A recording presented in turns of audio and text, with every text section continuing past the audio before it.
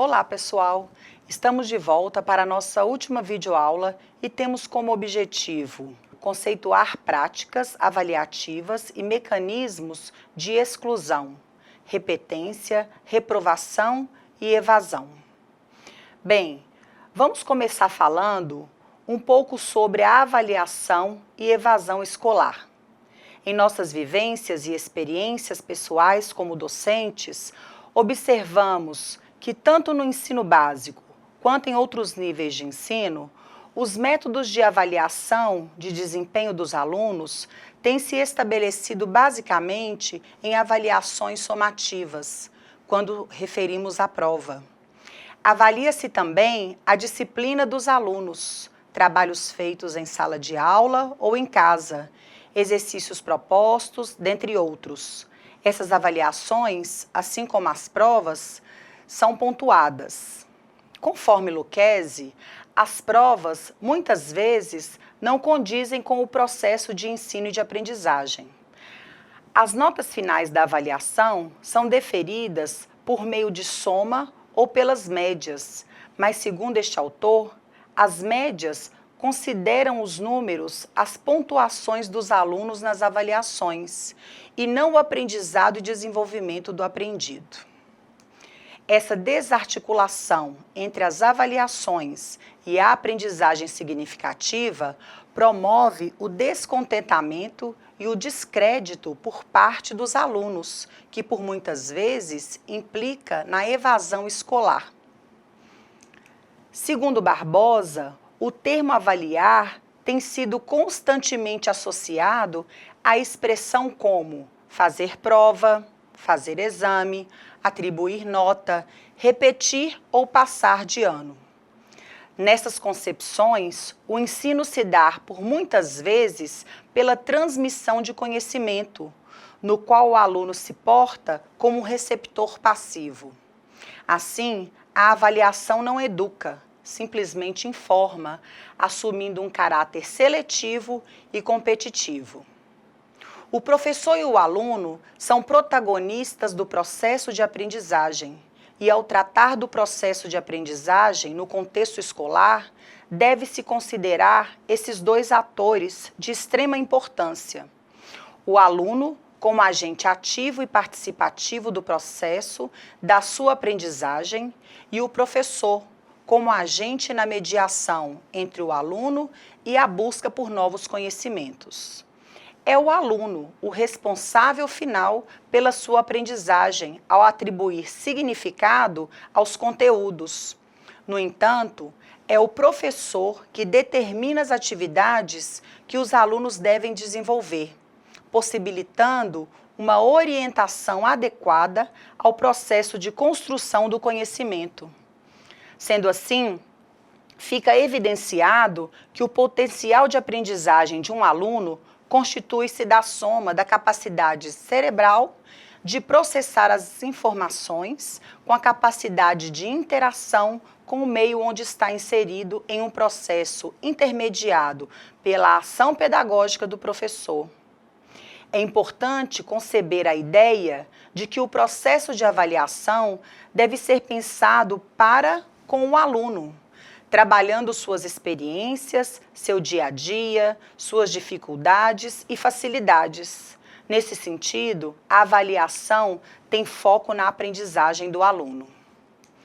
Para que esta proposta de avaliação realmente funcione, primeiramente, o professor deve interagir com os alunos de maneira a conhecer suas atividades, experiências, dificuldades, linguagem, culturas, entre outras. Imagine a seguinte situação. Aos 15 anos, Gabriel não vai continuar os estudos. Ele tem dificuldades de aprendizagem e não vê como as matérias ensinadas na escola vão ser úteis no seu dia a dia. Por incrível que pareça, essa é a realidade de milhares de crianças espalhadas pelo país. A taxa de evasão escolar no Brasil é a terceira maior do mundo. Em média, 24% dos alunos, como Gabriel, não concluem o ensino fundamental até os 16 anos. Em uma lista com 100 países com o melhor IDH do mundo, o resultado só não é pior que o da Bósnia e o das ilhas de São Cristóvão e Neves, no Caribe. Para se ter uma ideia da gravidade da situação brasileira, 40,8% dos jovens não concluem o ensino médio até os 19 anos, ou seja, quase a metade dos jovens não concluem a educação básica na idade adequada. Os motivos são vários, englobando desde as dificuldades financeiras, que obrigam o estudante a trabalhar, até a falta de interesse ou motivação pelo processo de aprendizagem. Mesmo com esse cenário desfavorável, de difícil resolução e que depende de medidas enérgicas do poder público, algumas atitudes de um bom gestor escolar podem ajudar a melhorar essa situação. No entanto, antes de conhecê-las, é preciso entender em maior detalhe os fatores que geram a evasão escolar e quais as consequências que decorrem dessa prática. Conforme mencionado, as razões que levam à evasão escolar são numerosas e variadas. As razões mais frequentes, que abrangem a ausência de interesse pela escola, são os transtornos ou dificuldades de aprendizagem, a necessidade de trabalhar, a falta de estímulo familiar, as questões de saúde, os problemas com o acesso ao estabelecimento de ensino, entre outras. O primeiro motivo está diretamente ligado ao contexto educacional, em que o aluno está inserido e existem diferentes razões associadas a ele. A ausência de interesse pela escola pode ser ocasionada por diversos fatores, entre os quais estão a proposta pedagógica da escola, o tipo de metodologia empregada pelos professores e a adoção de práticas que privilegiam o produto da aprendizagem, mas que pouco se ocupam do processo. Em geral, são posturas que não colocam o aluno como protagonista. As dificuldades de aprendizagem também podem ser de natureza múltipla. A defasagem de competências e habilidades que já deveriam ter sido desenvolvidas em anos anteriores, a incompatibilidade entre o método de ensino docente e os níveis de aprendizagem do aluno, bem como a falta de investimentos em tecnologias que facilitam o processo educacional, são os principais fatores associados. No que se refere a outras causas apontadas, como os transtornos de aprendizagem, a falta de estímulo familiar e os problemas com o acesso ao estabelecimento de ensino, embora não estejam diretamente ligados à escola, podem receber a intervenção desta. Isso é possível por meio de ações mediadoras por parte da instituição, com a finalidade de minimizar esses tipos de condições desfavoráveis. A evasão escolar traz consequências tanto para o aluno que evade, quanto para a instituição em que ele estava estudando. O estudante que deixa de estudar pode não ter mais motivação, ou mesmo condições para voltar à sala de aula, o que leva ao despreparo profissional formal e tende a ocasionar maiores dificuldades de inserção no mercado de trabalho. Soma-se a isso a sua privação aos processos de letramentos acadêmicos oferecidos somente na escola e essenciais ao exercício da cidadania. No caso da instituição de ensino, a evasão contribui negativamente para o cálculo das taxas de rendimento escolar, pois esses índices têm como base o somatório dos números de estudantes aprovados, reprovados e evadidos em um dado ano letivo. Tais taxas são de suma importância para a escola, uma vez que são usadas para o cálculo do IDEB, Índice de Desenvolvimento da Educação Básica, fundamental para o monitoramento da qualidade da instituição. Práticas que contribuem para a redução da evasão escolar. Acompanhar a frequência do aluno. O gestor escolar, por mais que seja um profissional ocupado com as várias questões que envolvem gerir uma escola, pode estar mais presente no dia a dia da sala de aula. Procurar conhecer os alunos de perto, acompanhar o desenvolvimento dos professores e conversar com os funcionários da escola são algumas das boas práticas que podem ser implementadas nesse sentido. Para diminuir os números de evasão escolar, uma atitude simples, mas de grande importância, é acompanhar a frequência dos alunos. Se você perceber que um estudante passou a faltar demais ou que mudou seu comportamento de um ano para o outro, pode ser um sinal de que é preciso prestar mais atenção. As coisas não estão indo bem em casa. Converse tanto com o estudante quanto com sua família. Procure entender os motivos das faltas e se esforce para buscar soluções que ajudarão a reverter a situação, para mantê-lo dentro de sala de aula. Em casos mais críticos, é válido manter a atenção redobrada. Investir em tecnologia e na qualidade de ensino.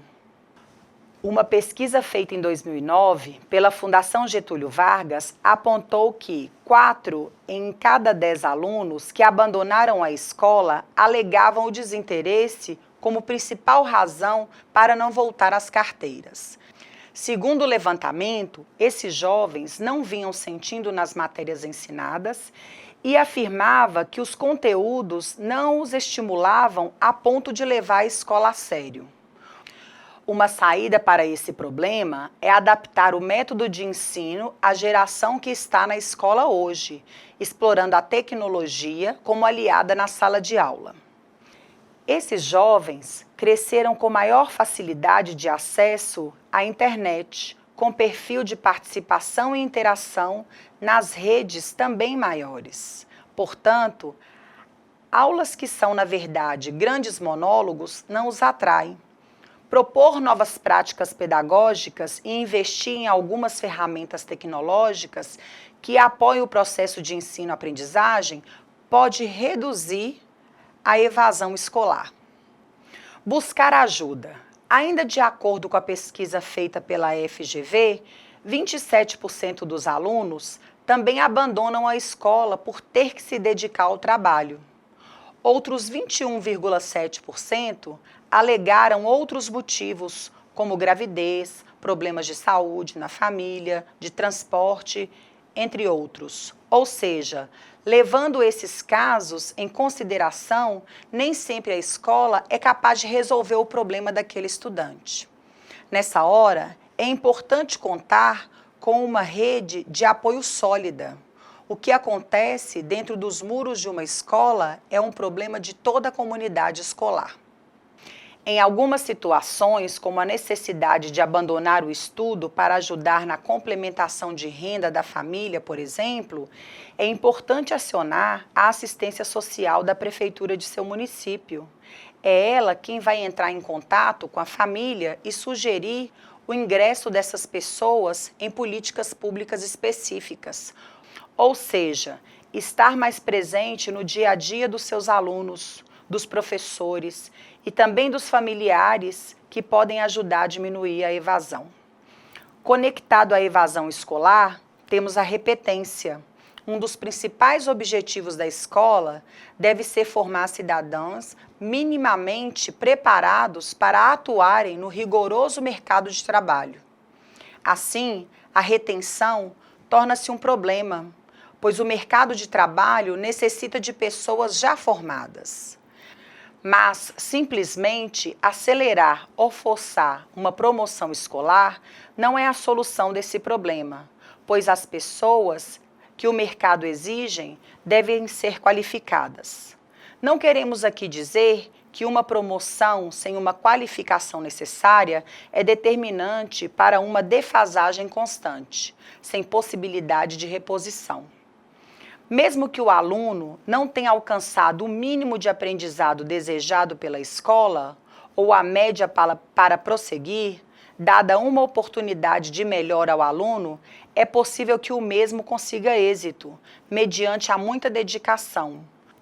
Porém, Reprovar o aluno, avaliando-o como incapaz, sem dar-lhe uma oportunidade de superação, pode fazer com que perca o interesse pela escola a ponto de abandoná-la, no que retorna ao que falamos anteriormente, a evasão. Perceberam que é uma coisa ligada à outra? Sérgio Costa Ribeiro, pesquisador do Laboratório Nacional de Computação Científica, ligado ao Conselho Nacional de Desenvolvimento Científico e Tecnológico, o CNPq, dissecou o que ele batizou como pedagogia da repetência. No estudo de 91, ele escreveu que essa prática está na própria origem da escola brasileira, com seu modelo de ensino de elite, em que o papel do professor era muito mais de preceptor da educação orientada pela família do que um profissional autossuficiente do ponto de vista do processo de ensino e aprendizagem. E foi além. As análises antropológicas, até hoje realizadas, mostram claramente que o sistema joga a culpa pelo fracasso escolar, ora nos próprios alunos, ora nos pais, ora no sistema sociopolítico, raramente no despreparo dos professores, nas falhas de sua formação ou na organização escolar. Quase 2 décadas depois, pouco ou nada mudou. Inúmeros são os fatores intra- e extraescolares que influenciam para que ocorra a repetência em nossas escolas. E, igualmente, números são os estudos realizados com o objetivo de detectar as causas dos mesmos. Os extraescolares dizem respeito às más condições de vida e subsistência de grande parte da população escolar brasileira. Assim, as péssimas condições econômicas responsáveis, dentre outros fatores, pela fome, desnutrição, falta de moradia adequada e de saneamento básico, enfim, todo o conjunto de privações com o qual convivem classes sociais menos favorecidas, surgem como elemento explicativo fundamental. Dentre os fatores intraescolares são salientados o currículo, os programas, o trabalho desenvolvido pelos professores e especialistas, as avaliações do desempenho dos alunos que são hoje. A repetência não é um problema que surgiu rapidamente e que pode ser resolvido com pequenas remediações paliativas. É necessário a discussão das causas, a tomada de consciência de todos que estão envolvidos no problema e que, portanto, fazem parte da solução. As causas do não aprender são várias e, portanto, a primeira questão é identificá-las, dando-lhes a seguir o tratamento conveniente. O professor é um agente de transformação social e, para isso, é necessário que se proponha a ter uma participação ativa no processo pedagógico e questione o sentido social e político de suas atividades como docente. A dificuldade no gerenciamento dos problemas educacionais manifesta-se na reprovação, aspecto que ilustra concretamente o caráter seletivo que as escolas têm assumido ao longo de sua existência, por força de um conjunto de fatores que contribuem e reforçam essa realidade. Os fatores apontados são os aspectos pedagógicos, sociais, psicológicos e econômicos que perpassam pela ação educacional, consequentemente, condicionando a prática avaliativa. Assim, como a evasão e repetência, a reprovação também, com suas causas e soluções, são o grande desafio da educação. No entanto, será que existem práticas para diminuir a reprovação? É possível não reprovar sem prejudicar o estudante no futuro? Fatores como a evasão escolar, a desmotivação e a falta de perspectiva fazem com que o aluno, muitas vezes, deixe o aprendizado de lado. Podemos, então, conectar todos esses fatores ao fracasso escolar? Grande parte dos alunos que abandonam a escola na adolescência possuem dificuldades para retomar seus estudos. Muitos jovens estudantes acham que são incompetentes para a compreensão de determinados conteúdos, principalmente quando se trata da aprendizagem matemática, por exemplo. Assim, é importante que os educadores reflitam o fracasso escolar a partir das possíveis causas. A busca por um único responsável pode ofuscar o problema e culminar a culpa no aluno. Mestre e doutor em educação, Marciano Cunha, em uma entrevista à Gazeta do Povo, disse: a reprovação escolar, pode ser decorrente de ausências do próprio estudante, que não conseguiu conectar o que estava aprendendo, dos pais, pois sabemos que a estrutura familiar muitas vezes impede que eles estejam próximos dos filhos, e ou da escola por não ter feito os devidos alertas. Ou seja, reprovar um aluno é como se você estivesse culpando-o por esses acontecimentos, sendo que a maioria não passa nem perto de ser responsabilidade dele. É fundamental que você pense constantemente sobre os tipos de avaliação que aplica.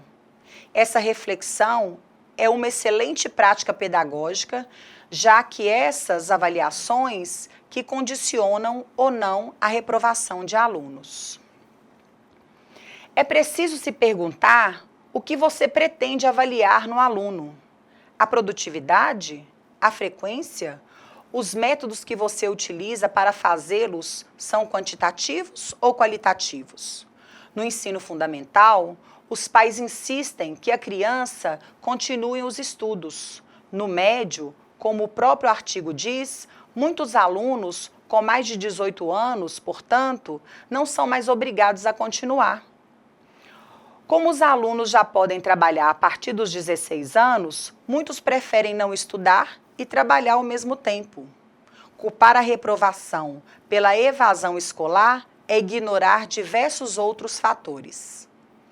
A média de evasão e reprovação elevadas são fatores preocupantes para os professores e gestores da instituição e tema de reflexão com vistas à proposição de ações para a superação destes índices. A discussão em torno do tema exclusão tem ganhado destaque no Brasil nas últimas décadas. Considerando um conceito ambíguo, impreciso e difuso, está em pauta nos debates acadêmicos, sendo utilizado por órgãos governamentais e não governamentais na formulação de políticas públicas inclusivas e democratizantes. Quase sempre, o termo está relacionado a questões concernentes à discriminação, miséria, pobreza, desemprego, analfabetismo, excluídos. Portanto, seriam todos aqueles indivíduos ou grupos que estão fora do processo produtivo, impedidos de terem acesso aos bens de consumo, bens culturais e aos serviços de saúde e educação. Enfim, destituídos da cidadania. Embora a exclusão seja um fenômeno multidimensional, o campo de debate em torno do conceito pode ser analisado a partir de duas concepções. Uma concepção de natureza histórica, referente à sociologia do desvio e da marginalidade, e outra denominada pós-fordismo, na qual a exclusão é analisada como resultado do desemprego, da desqualificação social e da distribuição do poder. Savay, em 2004, em As Artimanhas da Exclusão, Análise psicossocial e ética da desigualdade social, argumenta que o debate em torno da exclusão ora enfoca o econômico, ora o social e chama a atenção para a necessidade de analisá-la também em relação à injustiça social. Para ela, a exclusão é um processo complexo e multifacetado, de dimensões materiais, políticas, relacionais e subjetivas, sendo a inclusão parte constitutiva desse processo. É um processo sócio-histórico que não é em si mesmo subjetivo, nem objetivo, individual, nem coletivo, racional, nem emocional. A exclusão contém em si a sua própria negação. Por isso, o que há é a dialética exclusão-inclusão, sendo essa dialética produto do funcionamento do sistema. Portanto, o sistema educacional reproduz em grande medida as estruturas de poder presentes na sociedade. Por isso, mecanismos de exclusão, ainda que sutis, podem ser observados no cotidiano escolar, tanto na estrutura física quanto na divisão e organização do espaço e do tempo escolar, nas práticas de avaliação, nas disciplinas e conteúdos ensinados, e nas normas e regras de funcionamento escolar. Embora a quase totalidade dessa população tenha podido acessar aos bancos escolares, a exclusão na escola continuou sendo um desafio a ser enfrentado. Com o intuito de solucionar tal problema, as políticas públicas, como a progressão continuada e os ciclos de aprendizagem, foram implantadas.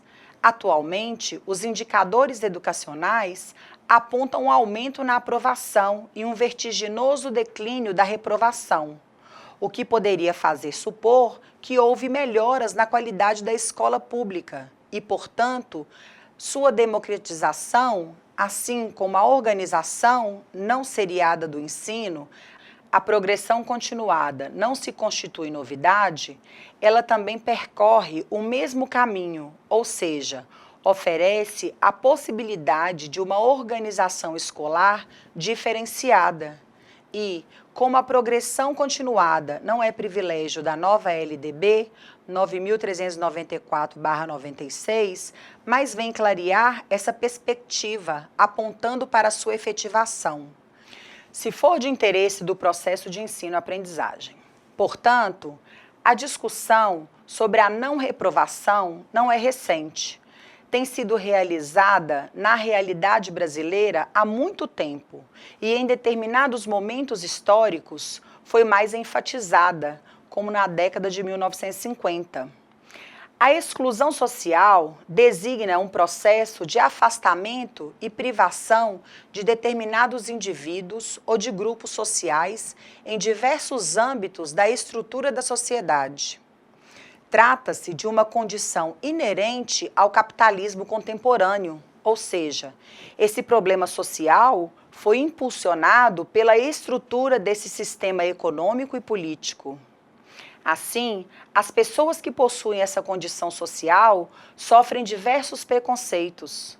Elas são marginalizadas pela sociedade e impedidas de exercer livremente seus direitos de cidadãos. Podemos salientar as condições financeiras, religião, cultura, sexualidade, escolhas de vida, dentre outros. Os excluídos sociais geralmente são minorias étnicas, culturais e religiosas, como, por exemplo, temos os negros, os índios, idosos, pobres, homossexuais, toxicodependentes, desempregados, pessoas portadoras de deficiência, dentre outros. Observe que essas pessoas ou grupos sociais sofrem muito preconceitos. Isso afeta diretamente aspectos da vida e, em muitos casos, gera outro problema chamado de isolamento social. No Brasil, a exclusão social está longe de ser um problema resolvido. Com tantas desigualdades e comportamentos intolerantes, nosso país tem apresentado diversos casos de exclusão. Destacam-se as escolhas relacionadas com a sexualidade, religião e culturas. Por outro lado, podemos comemorar alguns progressos nessa área, como, por exemplo, temos o desenvolvimento de projetos sociais e ainda a inclusão de disciplinas com temas transversais nas escolas, como pluralidade cultural, orientação sexual e ética. Temas como estes estão intimamente relacionados com a cidadania e visam uma construção social menos desigual e mais tolerante na nossa sociedade.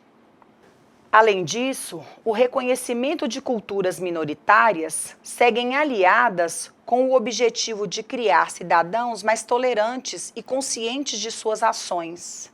Nesse interim, diversos projetos e programas sociais surgem com o intuito de oferecer suporte para a visibilidade desses grupos minoritários. Um exemplo disso são as cotas raciais desenvolvidas pelas universidades para incluir alunos de origem negra ou indígena.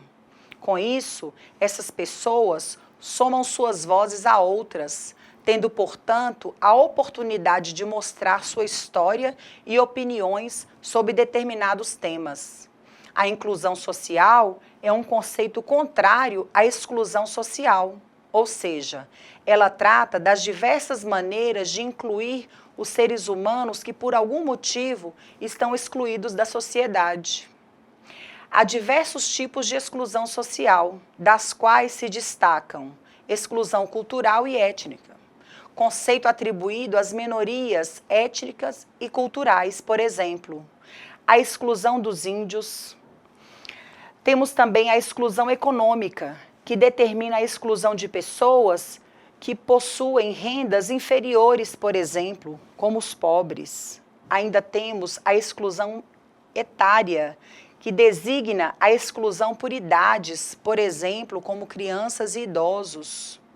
Temos ainda a exclusão sexual, tipo de exclusão que é determinada pelas diferentes preferências sexuais, por exemplo.